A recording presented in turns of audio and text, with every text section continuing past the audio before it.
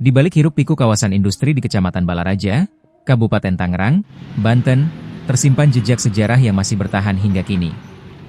Sebuah desa bernama Cangkudu diyakini pernah menjadi persinggahan para pedagang, prajurit, hingga utusan Kesultanan Banten yang membawa misi penyebaran agama Islam ke wilayah pedalaman Tangerang.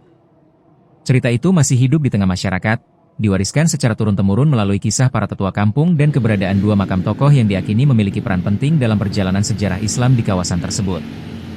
Salah satunya adalah makam Syekh Yusuf bin Syekh Abdul Qohar yang dikenal masyarakat sebagai makam Karinding di Kampung Karinding.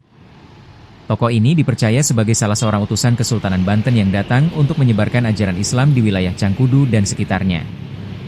Di kompleks makam itu pula masyarakat meyakini alat musik tradisional Karinding pertama kali diperkenalkan kepada warga Cangkudu.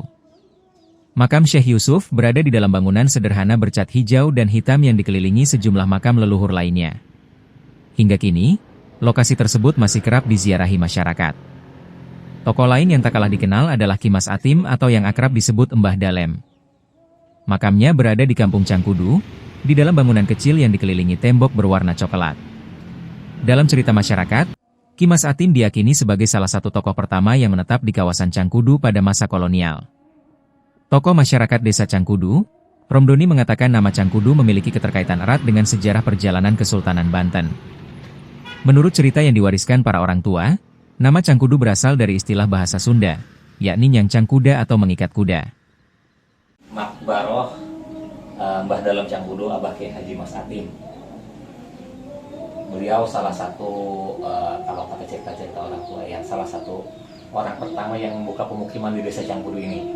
Makanya dengan beliau salah satunya adalah Mbah Dalem Cangkudu atau Abah Kyai Haji Mas Atim. Artinya beliau adalah orang yang pertama kali ada di Cangkudu begitu, orang yang mengatakan seperti itu. Dan beliau juga disebut-sebut juga sama utusan dari Kesultanan Banten juga. Berbarengan dengan Kyai Haji Mansur tadi. Ya, bahkan konon beliau ini salah satu pengurus atau bendahara di Kesultanan Banten. Oke. Kyai Haji Mas Atim ini. Oke.